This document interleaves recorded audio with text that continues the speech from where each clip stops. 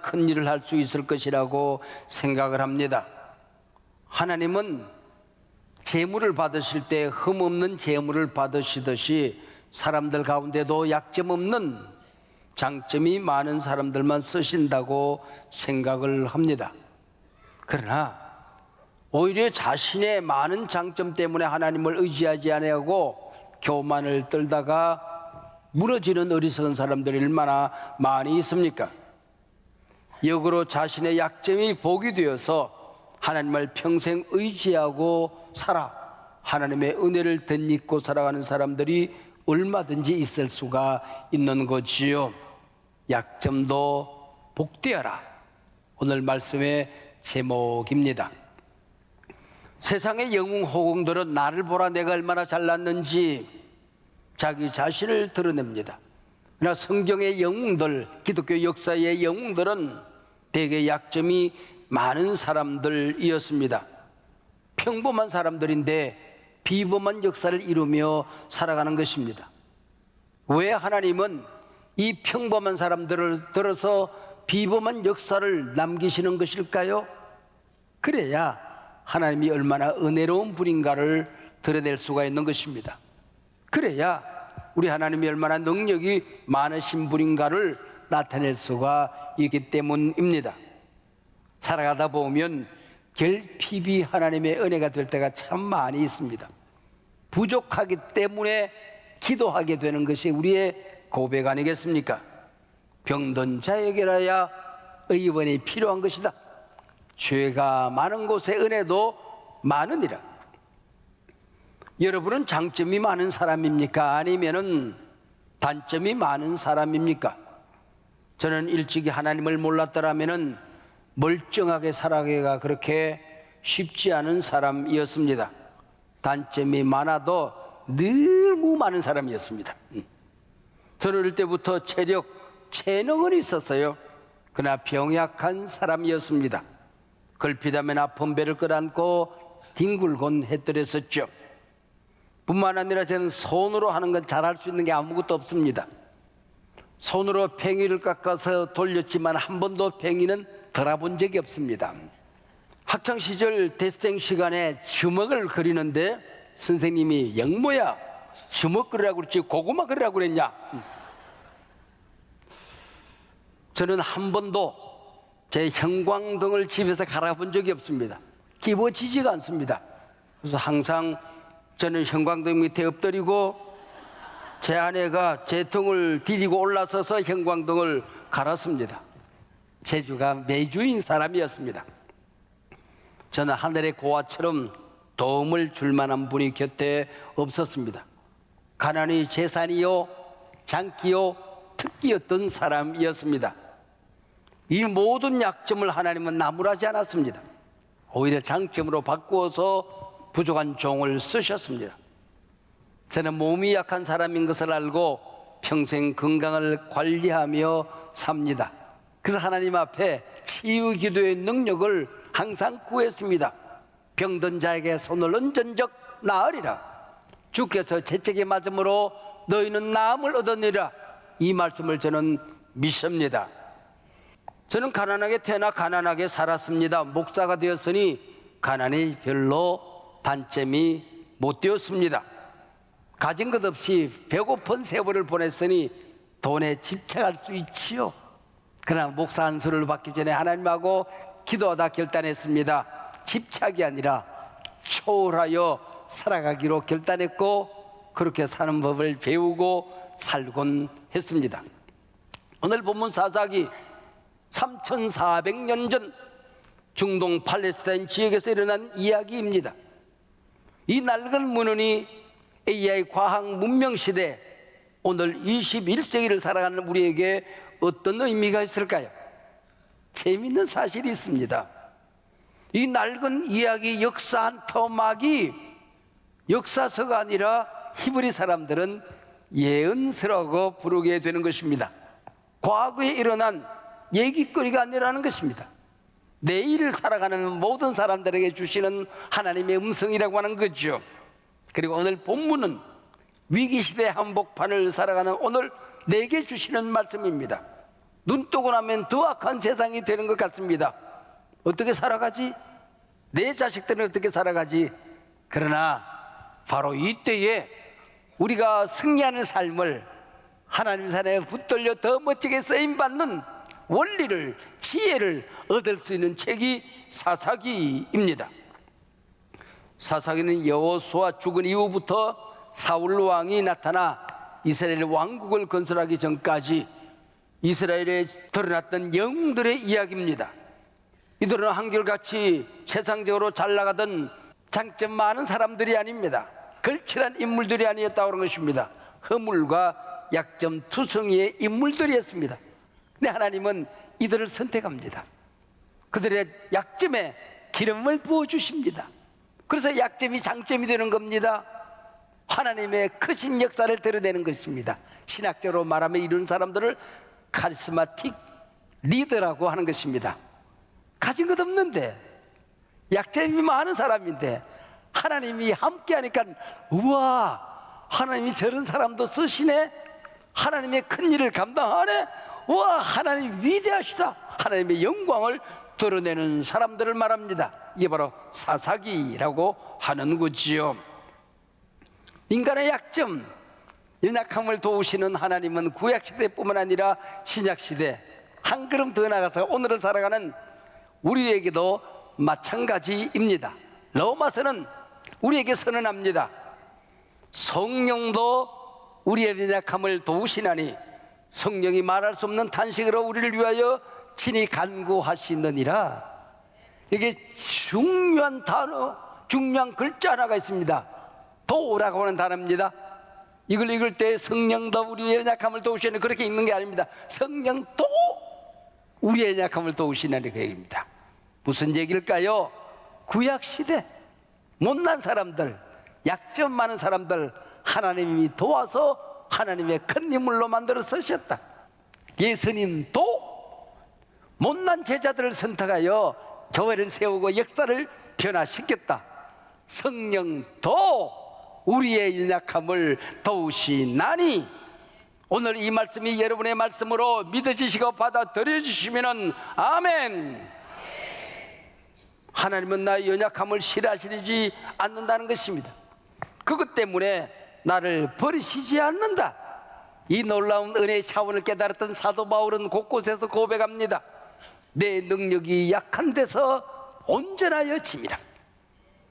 내가 약한 것을 자랑하리니, 하나님께서는 세상에 미련한 것들을 택하사 지혜 있는 자들을 부끄럽게 하려 하시고, 세상에 약한 것들을 택하사 강한 것들을 부끄럽게 하려 하시며, 하나님께서 세상에 천한 것들과 멸시받는 것들과 없는 것들을 택하사 있는 것들을 폐하려 하시나니, 이는 아무 육체도 하나님 앞에서 자랑하지 못하게 하려 하심이라. 아멘.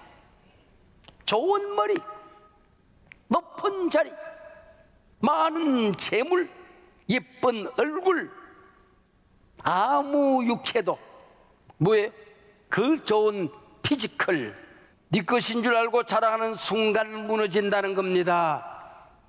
하나님이 주신 은혜를 가지고 네 것인 양 자랑하지 말라, 그 얘기입니다.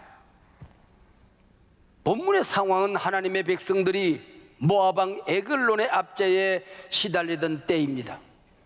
농사철이 끝나고 나면은 전국 각지에서 모은 공문들을 가지고 에글론을 찾아가 바칩니다.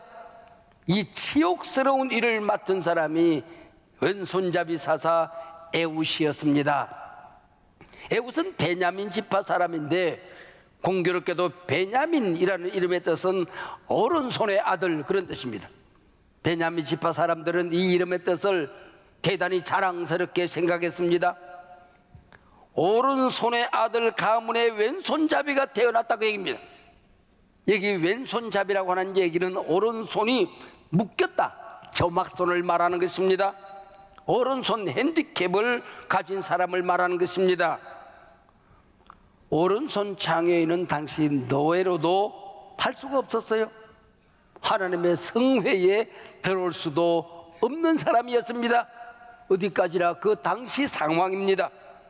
이런 치명적인 약점을 가졌던 에웃이 사사가 되어서 그 시대 그 역사, 그 나라를 구했다, 그 메시지입니다. 에웃은 모압의 에글론 왕을 죽이기 전까지는 자기 백성들이 자유롭게 살기는 영 걸렸다고 생각을 했습니다. 에웃은 곡물을 가지고 가면서 오른쪽 허벅지에 45cm나 되는 칼을 숨겨 들어갔습니다. 에웃은 독대를 청한 후에 칼을 뽑아서 왕의 배를 찌릅니다. 그 칼끝이 얼마나 깊이 잘 들어갔던지 칼끝이 등 뒤로 나왔다, 그렇게 오늘 성경 기록합니다. 칼을 뽑지 않았으니 피와 기름이 엉겨 있었다, 그렇게 말합니다. 그리고는 에브라임 산지로 올라갑니다. 나팔을 붑니다. 백성들이 몰려오자 내가 에글론 왕을 죽였다고 선포합니다. 그리고 주둔군 모압의 1만 군사를 모조리 죽입니다. 그리고 나라를 찾아서 자유와 평화를 선포하는데 18년 동안 압제 아래에 있던 나라가 자그마치 80년 동안 평화롭게 잘 살았다, 그 얘기입니다. 가장 긴 시간 동안 나라가 평안하게 살았던 시대, 그 에웃 시대였다는 것입니다. 이 사건을 통하여 본문이 주는 메시지가 뭘까요? 흠없는 사람만 선택하여 나는 영광을 받는 분이 아니다고 하는 것이 메시지입니다. 본문을 한 주경가는 이렇게 해석을 합니다. 오른손 장애인 에웃, 그는 자신의 약점 때문에 하나님을 의지하고 살았다. 그랬더니 그 강력하신 하나님이 에웃의 오른손이 되어 주셨다. 오늘 본문의 사건을 잘 읽어보면 좀 색다르게 주석하는 사람들, 신학자들이 많이 있습니다. 처음에 에글론을 만났을 때 주눅이 들었어요. 돌아옵니다. 코가 빠져 돌아오는 시간에 19절, 길갈 근처 돌 뜨는 곳이란 말이 나옵니다. 근데 그 자리에서 피가 거꾸로 용솟음 치는 것을 느낀 겁니다. 길갈 근처 돌 뜨는 곳, 건축 현장을 말하는 게 아닙니다. 하나님의 백성들이 돌을 다듬어서 우상을 만들어 파는 곳을 말하는 것입니다. 길갈은 어떤 곳입니까? 가나안 땅에 들어갈 때 할례를 행한 곳입니다. 애굽의 수치가 굴러 떨어진 자리입니다. 하나님의 말씀과 언약을 맺은 자리입니다. 바로 이 자리에서 하나님의 백성이 다시 거듭난 자리입니다. 이 성스러운 자리에서 하나님의 백성들이 돌을 깎아서 우상을 만들고 그걸 팔아서 먹고 살아. 어찌하여 하나님의 백성이 이 지경까지 갔단 말인가? 길갈 근처 돌 뜨는 곳에서 피가 거꾸로 솟아오르는 걸 느끼고 돌아왔다고 얘기입니다. 독대를 청합니다. 임금이 서늘한 다락방, 거기서 발을 내렸다, 성경 그렇게 기록해요. 이 서늘한 다락방은 화장실을 얘기하는 것입니다. 보기 드물게 화려하게 화장실을 만들고 거기서 아마 쉬었던 것 같아요, 오히려 그 앞에서. 그리고는 발을 내렸다, 밑에 주석을 달기를 영변 보고 있었다, 그렇게 되어 있어요. 똥 싸고 있었다, 그 얘기입니다. 그때 독대를 청하여 들어갑니다. 그리고는 칼을 찔렀더니 칼끝이 등 뒤로 나왔다, 그렇게 되어 있는데 원문에서는 에글론이 에웃의 칼에 찔려서 그것이 뒤로 나왔다, 이렇게 원문에 되어 있습니다. 그게 뭘까요? 놀라 자빠져서 똥 싸고 죽은 임금이라는 얘기입니다. 왼손잡이 사사에게 칼에 찔려서 똥 싸고 죽은 임금, 하나님의 백성들에게 창피를 주던 임금이 최고 치욕스러운 죽음을 당했다, 그 얘기지요. 누구에게나 약점은 있습니다. 이 약점을 끄집어내 하나님은 책망하지 않습니다. 사랑하는 여러분, 여러분의 약점은 무엇입니까? 신체적인 약점이 있습니까? 환경적인 약점이 있습니까? 아니면은 정신적인 약점이 있습니까? 아니면은 영적인 약점이 있습니까?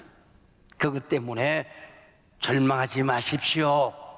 낙심하지 마십시오. 그것 때문에 하나님 앞에 크게 쓰임받을 수 없다고 좌절하지 말란 얘기입니다.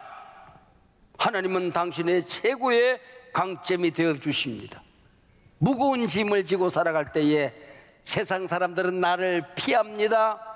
그러나 우리 주님 말씀하십니다. 수고하고 무거운 짐진 자들아 다 내게로 오라. 내가 너희를 쉬게 하리라. 일일이 한 사람 한 사람 이 팔로 안아주리라. 일일이 11장 28로 28절입니다. 한서망 교회는 많은 약점과 함께 시작된 교회입니다. 후원교회가 있어서 시작된 교회가 아닙니다.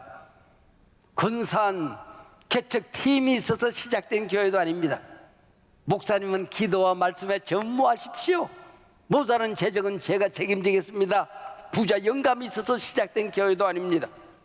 교회가 시작될 수 있는 어떤 접근도 없는 상황에서 개척된 교회입니다.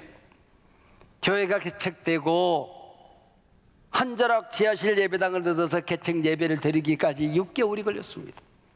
하나님 앞에 기도하다가 일산 신도시에 들어가서 개척하라는 하나님의 음성을 들었습니다. 그런데 정작 일산 신도시에 상가 꼭대기층을 얻어서 들어온 데까지 또 3년이 걸렸습니다. 그래도 예배당 건축해야지. 마두동에 유치원 부지를 얻어서 예배당을 건축하고 입당한 데까지 7년이 걸렸습니다. 이 예배당은 땅에서 솟고 하늘에 뚝 떨어진 예배당이 아닙니다. 죽을 고비를 넘기며 예배당 건축하기까지 20년이 걸렸습니다.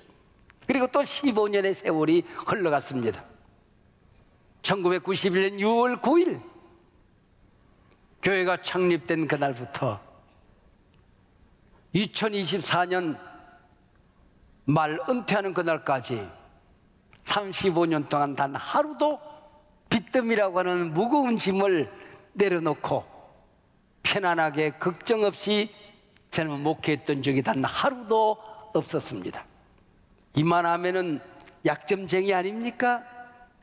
우리 교회 자랑이 약점이 많은 교회라고 할 만하지 않습니까? 제가 썼던 책이 꿈대로 되는 교회입니다. 하나님이 꿈을 주시고 꿈대로 교회는 펼쳐진다. 개꿈입니다. 5번씩이나 이사하고 다니는 동안에 도시가 먼저 건설이 돼요. 그리고 우린 지각생입니다. 성전 건축에 아쉬움이 항상 있었습니다. 이 약점 많은 사건을 통해서 주님은 제게 말씀하셨습니다. 종아, 성전이 뭐냐? 성도 한 사람 한 사람이 성전이다. 너는 사람 세우는 일에 집중해라. 모든 성도가 사역자인 교회를 세우는 게 진정한 성전 세우는 목회인이라. 할렐루야. 예배 처소를 옮길 때마다 예배당 틀을 잘 잡아야 돼요. 큰 길에서 잘 보여야 지나가다가도 들어올 수가 있는 겁니다. 능곡에 우리 예배당을 찾는 데는 보물 지도를 가지고 찾아와야 됩니다. 마두동 성전 큰 길에서 도무지 보이지가 않는 예배당이었습니다. 이 예배당도 크기는 큰데 눈 크지 않은 사람은 안 보입니다. 여러분들에게 이 예배당이 눈에 들어왔다고 하는 것은 하나님의 은혜인 줄로 믿으시기 바랍니다. 여러분의 눈으로 찾을 수 있는 게 아닌 것입니다. 예배당 터가 잘못되었다고 하나님 앞에 늘 넋두리를 했는데 주님은 제게 말씀하셨습니다. 이 세상 터는 무너지고 사라지느니라. 육신의 장막도 사라진다. 이 세상은 사라지는 안개와 같은 것이다. 그러나 영원한 성전의 터는 오직 우리 주 예수 그리스도 그분이 반석이시니라. 할렐루야. 저는 제 피 속에 광개토 대왕의 피가 흘러서 큰 땅, 큰 예배당 지어서 큰 교회 지어서 크게 쓰임 받으리라 늘 기도했습니다. 역시 개꿈입니다. 그때마다 하나님이 가르쳐 주셨어요. 너와 함께 일하는 부교육자 한 사람 한 사람을 잘 양육하여 한국에 큰 인물 만들어라. 너와 함께 일하는 장로님들, 재직들 한 사람 한 사람 큰 인물 만드는 게 하나님 나라의 큰 성전이니라. 그게 큰 땅이요. 큰 예배당, 큰 교회임을 가르쳐 주셨습니다. 사랑하는 여러분, 집이라는 원래 거기 누가 사느냐가 중요한 겁니다. 왕이 살면 궁궐이 되는 거예요. 죄인이 살면 감옥이 되는 겁니다. 강도가 살면 서울이 되는 겁니다. 어떻게 성전이 될 수 있습니까? 거기에 하나님이 거하셔야 됩니다. 성령이 거하는 곳이 성전이 되는 것입니다. 정화 모일 때마다 거기 성령이 임해야 하느니라.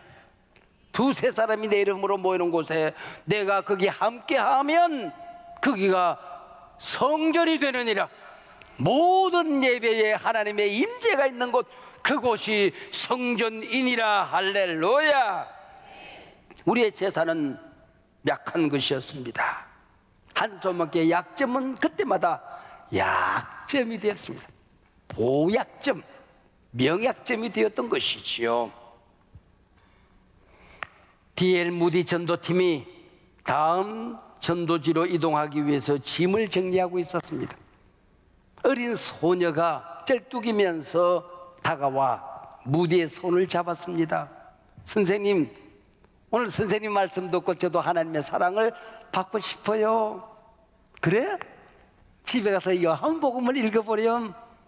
하나님들을 얼마나 사랑하는지 선생님, 나는 글을 몰라요. 그래? 하나님 앞에 기도를 할 수 있겠구나. 네가 가진 작은 것을 하나님 앞에 올려놓고 기도해라. 저는 장애인이잖아요. 우리 집은 가난해요. 난 어떻게 사랑을 받지요? 그럼 기도하자. 이 아이의 손을 잡고 무디가 기도를 합니다. 이 아이를 받으시옵소서. 하나님 나라 위해서 쓰시옵소서. 이 아이에게 임재하시옵소서. 해밀턴 여사가 함께 기도하다가 무디의 기도를 듣고 감동되는 대로 시를 썼습니다. 그 시를 받아든 생키가 음악가입니다. 그 시에다 곡을 붙였습니다. 그리고는 다음 전도지에서 이 노래를 불렀을 때에 지금까지 어떤 찬성보다도 폭발적인 역사가 나타나기 시작했습니다. 성령의 임재가 나타났습니다. 수많은 사람들이 손들고 앞으로 나와서 하나님 앞에 헌신하는 역사가 있게 된 것입니다. 우리 해밀턴 여사의 작시, 생키의 곡에 불려졌던 우리 찬송, 오른손 높이 들고 내 모습 이대로 우리 다 같이 한번 찬송을 하겠습니다. 나 주의 도움 받고자. 나 주의 도움 받고자 주의 예수님께 빕니다. 그 구원하라 가시사 날 받아주소서. 내 모습 내 모습 이대로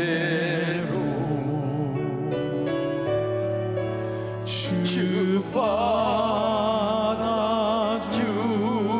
받아주소서. 날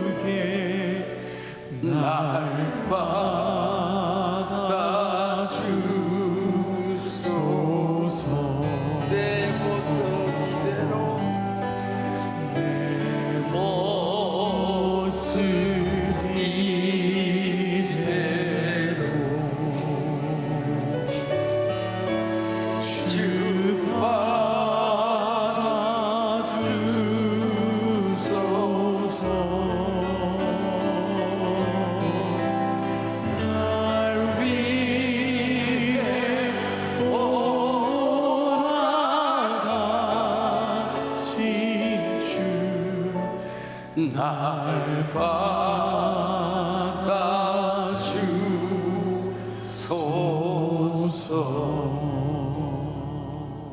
약점도 복이여라. 우리 하나님 앞에서 약점까지도 복되도다.